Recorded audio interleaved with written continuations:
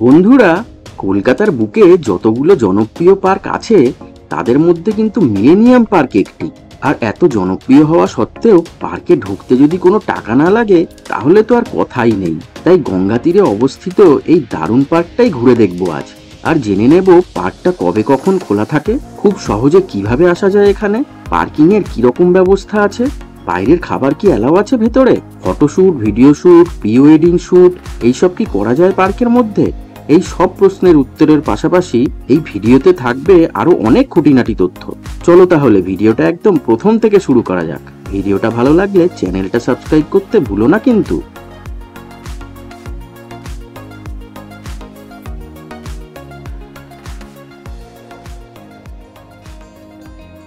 দাঁড়িয়ে আছি মিলেনিয়াম পার্কের একদম সামনে। ওই যে দেখো, দেখা যাচ্ছে মিলেনিয়াম পার্কের এন্ট্রি গেট। রাস্তাটা জাস্ট ক্রস করেই যেতে হবে। এদিকে 5 মিনিট মতো হাঁটলেই বিবিদিবাগ রেলওয়ে স্টেশন আর ফেয়ারলি প্লেস জেটি ঘাট। আর বাঁদিকটায় কিছুটা গেলে পড়বে কলকাতা হাইকোর্ট আর বাবুঘাট। অনেক রকম ভাবেই এখানে খুব সহজেই আসা যায়, সেগুলো সব একটু বাদে বলছি। আগে চলো ভিতরে যাওয়া যাক। এটা হলো চক্র রেলের লাইন। এই চক্র রেল নিয়ে অলরেডি একটা ভিডিও বানিয়েছি, নিচে ডেসক্রিপশন বক্সে লিঙ্কটা দিয়ে রাখলাম। সামনে শিপিং জেটি ঘাট ও ওয়েস্ট বেঙ্গল ট্যুরিজমের টিকিট কাউন্টার। এই মিলেনিয়াম পার্ক দুটো ভাগে বিভক্ত, একটা পার্ট শিপিং ঘাটের ডান দিকে আর একটা পার্ট বাঁ দিকে। আমি ফার্স্টে চললাম ডান দিকের পার্টটাতে। আগে এই মিলেনিয়াম পার্কে 20 টাকা করে এন্ট্রি ফি লাগলেও এখন কিন্তু ভিতরে ঢুকতে কোনোই টাকা লাগে না। ছোট থেকে বড় সবারই এন্ট্রি একদম ফ্রি। আর এই পার্কটা খোলা থাকে সপ্তাহের 7 দিনই, সকাল 10টা থেকে সন্ধ্যে 7টা অবধি। তবে পার্কের আরেকটা যে পার্ট আছে সেটার টাইমিং কিন্তু একটু আলাদা, সেটা ওখানে যখন যাব তখন বলছি বিস্তারিত। গঙ্গার পাড় ধরে শুরু হয়ে গেল সুন্দর মনোরম পরিবেশ। হাঁটার জন্য রয়েছে সুন্দর লম্বা রাস্তা ও পাশে বসার সিট। 1999 সালের ডিসেম্বর মাসে উদ্বোধন হওয়া এই পার্কটিতে সবুজের কিন্তু কোনোই কমতি নেই। চারিদিকে আছে প্রচুর গাছপালা। আর এত গাছপালা থাকার জন্যই হয়তো পার্কটার পরিবেশটা একটু ঠান্ডা ঠান্ডা ফিল করছি। আর সাথে গঙ্গার প্রাণ জুড়ানো হাওয়া তো উপরি পাওনা।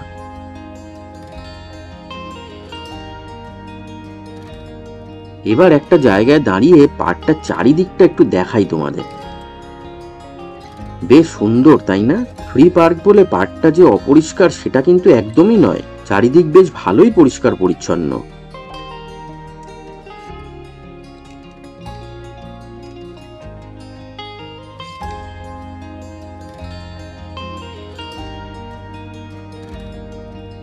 হাঁটতে হাঁটতে কিছুক্ষণ বাদে বাদেই চোখে পড়বে গঙ্গাবক্ষে ভাসমান বিভিন্ন ধরনের লঞ্চ আর ক্রুজ।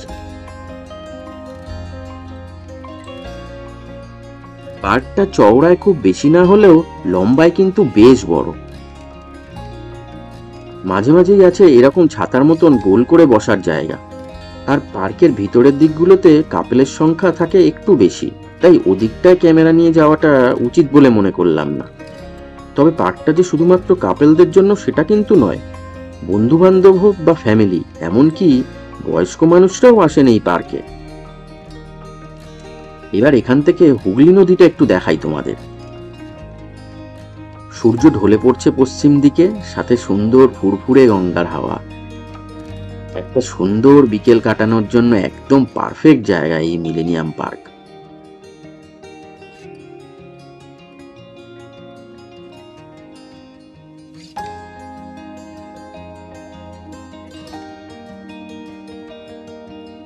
আরেকটু এগিয়ে চোখে পড়ল রানী রাসমণির একটা পূর্ণাঙ্গ মূর্তি।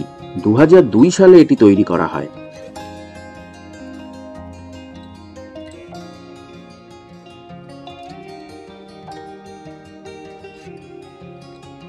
আর একটু এগিয়ে আরেকটা বেশ বড় গোল করে গ্যালারি টাইপ জায়গা চোখে পড়ল। কি জানি একটা বেশ নাম আছে এই পোর্শনটার, একদম মনে পড়ছে না। তোমরা যদি জানো তাহলে কমেন্ট করে একটু জানিও তো।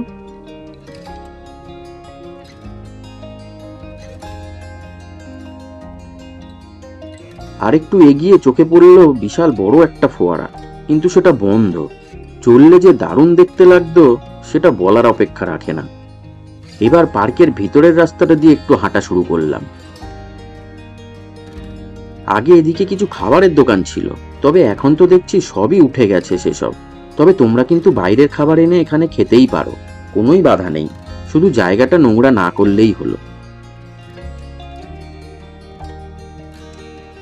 আগেই যেমন বলেছি, এটা শুধু কাপল পার্ক নয়, ছোট থেকে বড় সবাই ঘুরতে আসে এখানে। যেমনটা দেখতেই পাচ্ছ, বড়দের সাথে খুদে বন্ধুরাও এসেছে এখানে।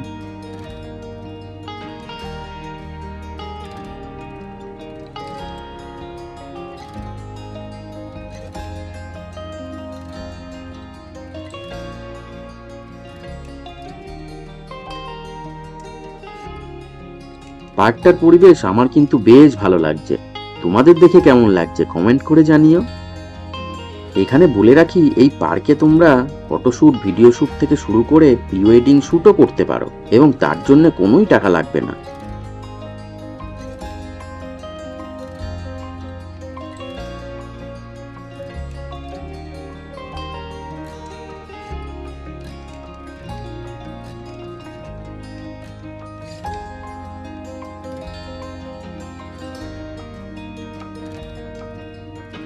যেখান থেকে পার্কে ঢুকেছিলাম সেই গেটের সামনেই চলে এসেছি আবার।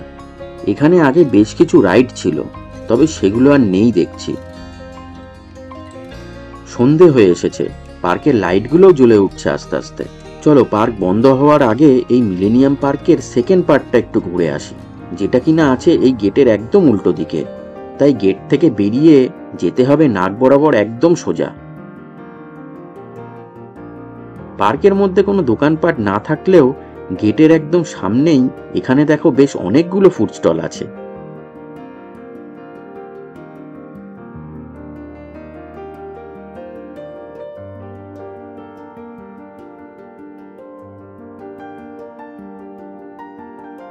এগিয়ে চলে এসেছি মিলেনিয়াম পার্কের সেকেন্ড পার্টটার দিকে।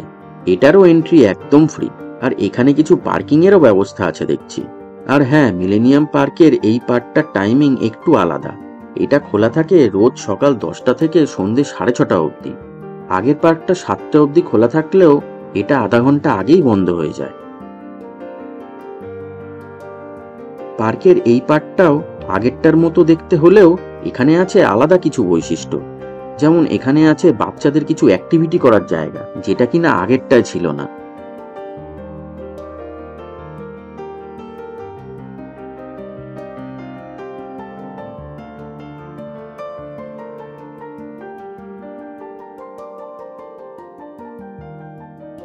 আরো কিছু বৈশিষ্ট্যের মধ্যে এখানে চোখে পড়ল পানীয় জলের ব্যবস্থা।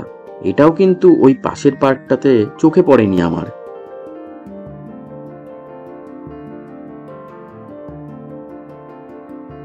পাশেই আছে বেশ বড় করে একটা শেড দেওয়া জায়গা, আছে বেশ কিছু বসার সিট, কিছুক্ষণ বসে থাকার জন্য একদম আদর্শ।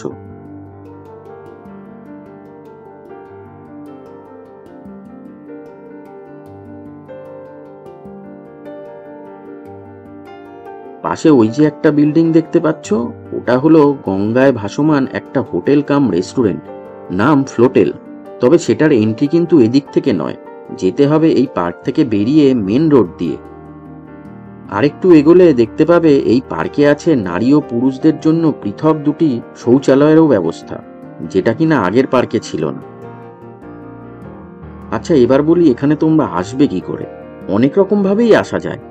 যেমন ট্রেনে করে আসতে গেলে চক্র রেলে করে চলে এসো বিবিদিবাগ স্টেশন, তারপর জাস্ট 4-5 মিনিট হাঁটা পথ। যারা হাওড়ার দিক থেকে আসবে তারা হাওড়া ফেরি সার্ভিস থেকে লঞ্চ ধরে চলে আসতে হবে ফেয়ারলি প্লেস ফেরিঘাট, ভাড়া পড়বে মাত্র 6 টাকা, তারপর জাস্ট 4-5 মিনিট হাঁটা পথ। যারা জানো না তাদের উদ্দেশ্যে একটু বলে রাখি, বিবিদিবাগ স্টেশন ও ফেয়ারলি প্লেস ফেরিঘাট একদম পাশাপাশি অবস্থিত। আর মেট্রো করে আসতে হলে নেমে পড়ো এসপ্ল্যানেড স্টেশনে। স্টেশন থেকে বেরিয়েই হাওড়াগামী যে কোনো বাসে উঠেই 10 টাকা ভাড়ার বিনিময়ে মাত্র 10 মিনিটেই পৌঁছে যাবে এই মিলেনিয়াম পার্কের গেটের সামনে। পার্কটা ঘুরে আমার কিন্তু বেশ ভালোই লাগলো।